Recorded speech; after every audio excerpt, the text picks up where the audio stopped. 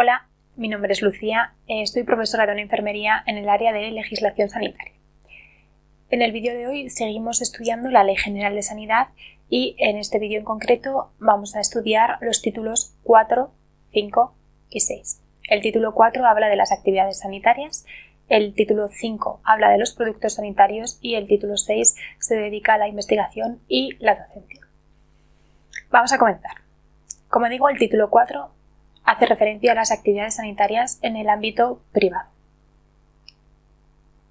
El capítulo 1 habla del ejercicio libre de las profesiones sanitarias. Este capítulo 1 solo tiene un artículo, que es el artículo 88, y dice así: se reconoce el derecho al ejercicio libre de las profesiones sanitarias de acuerdo a lo establecido en los artículos 35 y 36 de la Constitución. Es decir, las profesiones sanitarias se pueden ejercer de manera libre, no tienen por qué estar bajo la administración, sino que se reconoce el derecho al ejercicio libre de las administraciones de las profesiones sanitarias. El capítulo 2 habla de las entidades sanitarias. Dice así: comienza por el artículo 89. En este sentido se reconoce la libertad de empresa en el sector sanitario. Se reconoce la libertad de prensa en el sector sanitario conforme al artículo 38 de la Constitución. Artículo 90. Dice así: las administraciones públicas sanitarias, en el ámbito de sus respectivas competencias, podrán establecer conciertos para la prestación de servicios sanitarios con medios ajenas a estas. Es decir, la Administración Sanitaria Pública puede establecer un concierto con organismos ajenos a la Administración Pública, es decir, con organismos privados. A tales efectos, las distintas administraciones públicas tendrán en cuenta, con carácter previo, la utilización óptima de sus recursos sanitarios propios. Es decir, antes de establecer un concierto con una entidad privada, con carácter previo vamos a utilizar de manera óptima nuestros recursos sanitarios. Apartado 2. A los efectos de establecimiento de conciertos, las administraciones públicas tienen que dar prioridad, cuando existan análogas condiciones de eficacia, calidad y costes, a los establecimientos, centros y servicios sanitarios de los que sean titulares entidades que tengan carácter no lucrativo. Es decir, prioridad a las entidades que tienen carácter no lucrativo, pero que tengan las mismas análogas condiciones de eficacia, calidad y costes. Podemos tener una entidad no lucrativa, pero que no llega a estos valores que se exigen tanto de eficacia, de calidad y costes, sino que entonces en ese sentido tendríamos que ir a una entidad privada. Entonces, con carácter previo, dar prioridad a entidades no lucrativas, pero siempre que se cumplan estas condiciones análogas. Y el apartado 3 nos dice: las administraciones públicas sanitarias no podrán concertar con terceros la prestación de atenciones sanitarias cuando ella pueda contradecir los objetivos sanitarios, sociales y económicos establecidos en los correspondientes planes de salud. Bueno, pues siempre que no vaya en contra del plan de salud porque no se cumplen estos objetivos, tanto sanitarios, sociales como económicos, siempre que no se incumplan vas a poder concertar con terceros la atención sanitaria. Apartado 4. Las administraciones públicas, dentro del ámbito de sus competencias, fijarán los requisitos y las condiciones mínimas, básicas y comunes aplicables a los conciertos a los que se refiere el artículo anterior, el apartado anterior. Las condiciones económicas se establecerán en base a módulos de costes efectivos previamente establecidos y revisables por la Administración. Bueno, pues la Administración Pública, dentro de sus competencias, tiene que fijar los requisitos y las condiciones mínimas que se van a aplicar en los conciertos. Va a ser la Administración Pública quien fije estos mínimos. Y las condiciones económicas se van a establecer en base a módulos de acuerdo a los costes efectivos. Apartado número 5. Los centros sanitarios susceptibles de ser concertados por las administraciones públicas sanitarias deberán ser previamente homologados por aquellas, de acuerdo con un protocolo definido por la administración competente, que podrá ser revisado periódicamente. Es decir, si tú vas a hacer un concierto con un centro sanitario privado, previamente ese centro tiene que estar homologado por un protocolo que ya va a definir la administración. En cada concierto que se establezca además de los derechos y obligaciones recíprocas entre el centro privado y la administración pública, quedará asegurado que la atención sanitaria y de todo tipo que se presta a los usuarios afectados por el concierto será la misma para todos, sin otras diferencias que las sanitarias inherentes a la naturaleza propia de los distintos procesos sanitarios, y que no se establecerán servicios complementarios respecto de los que existan en los centros sanitarios públicos. Es decir, no puede haber diferencias en la atención sanitaria para las personas que van a acudir a estos centros sanitarios mediante el concierto con la administración pública. Apartado número 6. En cada concierto que se establezca, además de los derechos y obligaciones de cada una de las partes, quedará asegurado que la atención sanitaria de todo tipo que se presta a los usuarios afectados por el concierto será la misma para todos, sin otras diferencias que las sanitarias inherentes a la naturaleza propia de los distintos procesos sanitarios, y que no se establecerán servicios complementarios respecto de los que existan en los centros sanitarios públicos dependientes de la administración pública concertante. Seguimos. Artículo 91. Los centros y establecimientos sanitarios que sean o no propiedad de las distintas administraciones públicas podrán percibir con carácter no periódico subvenciones económicas u otros beneficios o ayudas con cargo a fondos públicos para la realización de actividades sanitarias calificadas de alto interés social.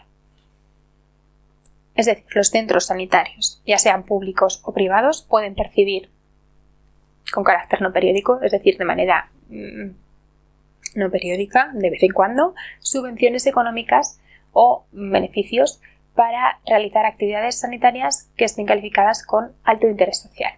En ningún caso estos fondos a los que se refiere el artículo anterior, es decir, estas subvenciones, estas ayudas, podrán ser aplicados a la financiación de las actividades sanitarias del funcionamiento del centro o establecimiento al que se hayan concedido. Es decir, estas ayudas o subvenciones no van a ser destinadas a las actividades, digamos, ordinarias del funcionamiento de los centros. 3. La concesión de estas ayudas y su aceptación por la entidad titular del centro estará sometida a las inspecciones y controles necesarios para comprobar que los fondos públicos han sido aplicados a la realización de la actividad para la que fueron concedidos y que su aplicación ha sido gestionada técnica y económicamente de manera correcta. Es decir, subvenciones y ayudas que se van a dar van a estar sometidas, evidentemente, a una labor de inspección y a una labor de control para comprobar que estos fondos se van a destinar para lo que estaban para lo que inicialmente se plantearon. 4. El Gobierno dictará un Real Decreto para determinar las condiciones mínimas y requisitos mínimos básicos y comunes exigibles para que una actividad sanitaria pueda ser calificada de alto interés social y ser apoyada económicamente con fondos públicos. Es decir, el Gobierno, mediante un Real Decreto, va a decir qué actividades pueden ser declaradas como alto interés social. Cualquier actividad no es alto interés social. Cualquier actividad que no es alto interés social no va a percibir este tipo de ayudas. Entonces, el Gobierno va a dictar por un Real Decreto cuáles son las actividades que son calificadas como alto interés social y que pueden ser susceptibles de una ayuda o de una subvención económica. Artículo 92. La Administración sanitaria facilitará la libre actividad de las asociaciones de usuarios de la sanidad, de las entidades sin ánimo de lucro y las cooperativas de todo tipo, de acuerdo con la legislación aplicable, propiciando su actuación coordinada con el sistema sanitario público. La Administración va a facilitar que haya asociaciones de usuarios, que haya entidades sin ánimo de lucro y que haya cooperativas para que actúen de una manera coordinada con el sistema sanitario público. Apartado 2. No podrán acogerse a los beneficios a que diere lugar tal reconocimiento las asociaciones o entidades en las que concurra alguna de estas circunstancias. Es decir, se refiere al apartado 1 y te dice asociaciones o entidades que no tengan estas circunstancias no se pueden acoger a la libre actividad que se va a facilitar para ellas. ¿Qué requisitos son? Los siguientes. Incluir como asociados a personas jurídicas sin ánimo de lucro. 2. Percibir ayudas o subvenciones de las empresas o agrupaciones de empresas que suministren bienes o productos a los consumidores o usuarios. 3. Realizar publicidad comercial o no, meramente informativa de sus servicios. 4. Dedicarse a actividades distintas de la defensa de los intereses de los consumidores o usuarios, sin perjuicio de las prestaciones que obligatoriamente deben proporcionar a sus socios las entidades cooperativas. Y 5. Actuar con manifiesta temeridad o judicialmente apreciada. Es decir, si concurren alguna de estas circunstancias, no pueden acogerse a estos beneficios que se reconocen en el apartado 1. Artículo 93. Dice lo siguiente. No podrán ser vinculados los hospitales y establecimientos del sector privado en el Sistema Nacional de Salud, ni se podrán establecer conciertos con centros sanitarios privados cuando en alguno de sus propietarios o en alguno de sus trabajadores concurran las circunstancias que sobre incompatibilidades del sector público y el sector privado se establezca en la legislación sobre incompatibilidades de personal. Es decir, hay que tener en cuenta la ley sobre incompatibilidades de personal, porque no se pueden establecer conciertos con hospitales ni con ningún tipo de centro del sector privado cuando existe algún tipo de incompatibilidad tanto de su propietario o de alguno de sus trabajadores. Artículo 94. Los hospitales privados vinculados en la oferta pública estarán sometidos a las mismas inspecciones y controles sanitarios, administrativos y económicos que los hospitales públicos. Bueno, pues evidentemente el hospital privado está vinculado mediante un concierto y al estar así vinculado pues tiene que pasar las mismas inspecciones y los mismos controles sanitarios que los hospitales públicos. Apartado número 2.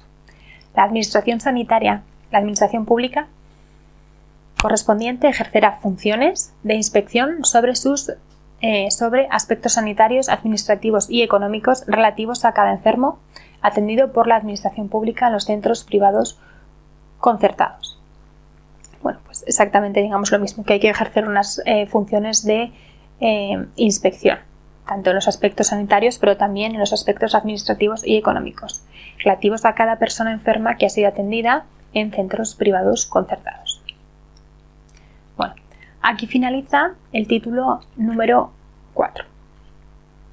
A continuación vamos a estudiar el título número 5, que nos habla de los productos farmacéuticos. Este título número 5, que hace referencia a los productos farmacéuticos, tan solo tiene un capítulo, que es un capítulo único. Comienza así. Corresponde a la Administración Sanitaria del Estado valorar la idoneidad sanitaria de los medicamentos y demás productos y artículos sanitarios, tanto para autorizar su circulación como para controlar su actividad. 2. Para la circulación y uso de los medicamentos y productos sanitarios que se les asimilen, se exigirán autorización previa.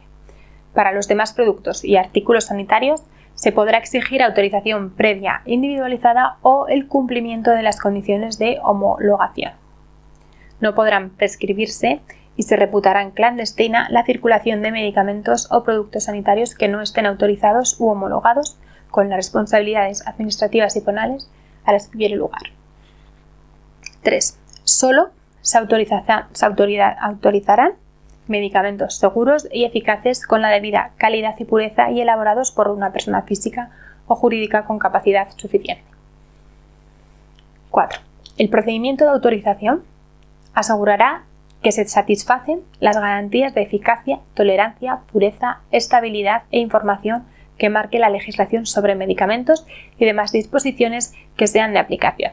En especial se exigirá la realización de ensayos clínicos controlados. 5. Todas las personas calificadas que presten sus servicios en los servicios sanitarios y de investigación y de desarrollo tecnológico públicos tienen el derecho de participar y el deber de colaborar en la evaluación y control de medicamentos y productos sanitarios. Artículo 96. Apartado 1. Dice: la autorización de los medicamentos y demás productos sanitarios será temporal y agotada su vigencia debe revalidarse. El titular deberá notificar anualmente su intención de mantenerlos en el mercado para que no se extenga la autorización. La autoridad sanitaria podrá suspender o revocar por causa grave. La salud pública podrá revocar o suspender esta autorización de los medicamentos o de los demás productos sanitarios. Artículo 97.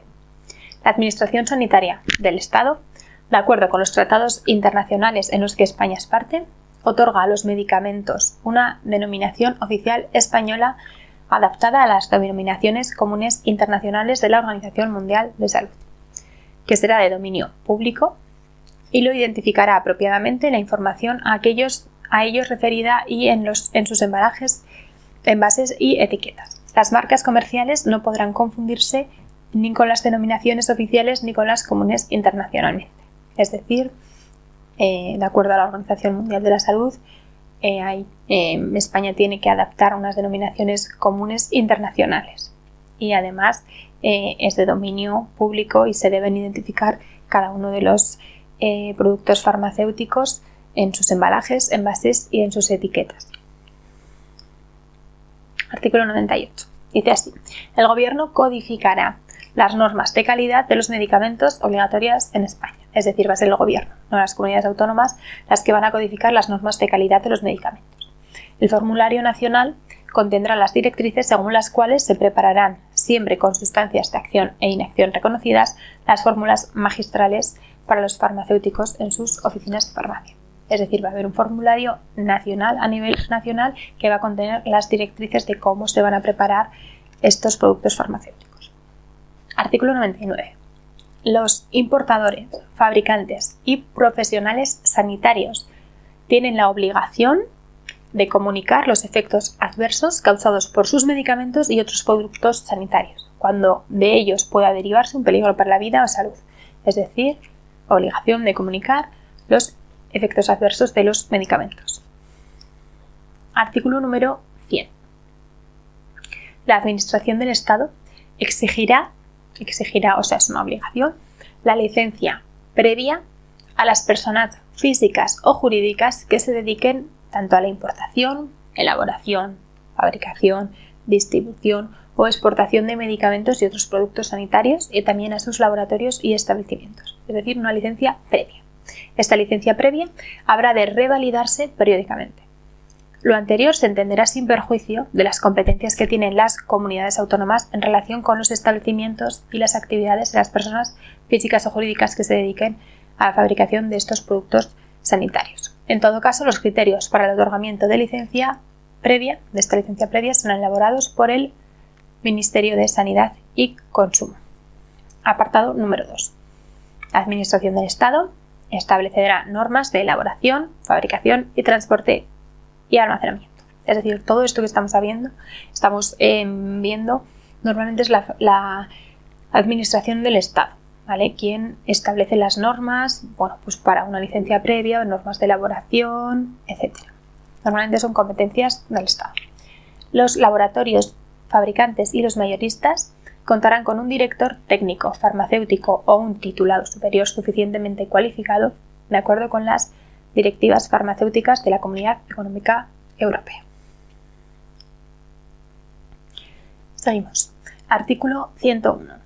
La licencia de los medicamentos y demás productos sanitarios a las que se refiere el artículo 96, hemos dicho que hacía falta una licencia, a su otorgamiento y anualmente, a que se refiere el artículo 96 y a su otorgamiento y anualmente devengarán las tasas sanitarias para cubrir los costes de su evaluación y control. Para evitar las solicitudes especulativas de licencias, modificaciones y revalidaciones periódicas, la Administración podrá exigir fianza antes de su admisión a trámite. Apartado número 2. En la determinación del importe de las tasas y fianzas se tendrá en cuenta lo que: reglas objetivas tendentes a estimular la comercialización de los medicamentos y de los productos sanitarios peculiares, para dar acceso al mercado a las empresas medianas y pequeñas por razones de política industrial y también para fomentar el empleo. Artículo 102. La información y promoción de los medicamentos y los productos sanitarios dirigida a los profesionales se ajustará a las condiciones técnicas y científicas autorizadas del producto y cumplirá las exigencias y controles previstos en el artículo 76 de la Ley 29/2006 de garantías y uso racional de los medicamentos y productos sanitarios. El apartado 2 dice así: la publicidad de productos sanitarios dirigida al público requerirá la autorización previa de los mensajes por la autoridad sanitaria. Se procederá a revisar el régimen de control de la publicidad de los productos sanitarios atendiendo a su posible simplificación sin menoscabo de las garantías de protección de la salud pública que ofrece el régimen actual. Finalmente, para acabar con el título 5, tenemos el artículo 103, que dice así: respecto de la custodia, conservación y dispensación de medicamentos corresponde a las oficinas de farmacia que estén legalmente autorizadas y a los servicios de farmacia de los hospitales, de los centros de salud y de las estructuras de atención primaria del Sistema Nacional de Salud para su aplicación dentro de dichas instituciones para que se les exija una particular vigilancia, supervisión y control del equipo multidisciplinario. Apartado número 2. Las oficinas de farmacia abiertas al público se entenderán establecimientos sanitarios a los efectos del título 4 de esta ley. Las oficinas de farmacia estarán sujetas a la planificación sanitaria en los términos que establezca la legislación especial de medicamentos y farmacias. Solo los farmacéuticos podrán ser propietarios y titulares de oficinas de farmacias abiertas al público. Con esto finalizamos lo que es el título 5, que hace referencia a los productos farmacéuticos.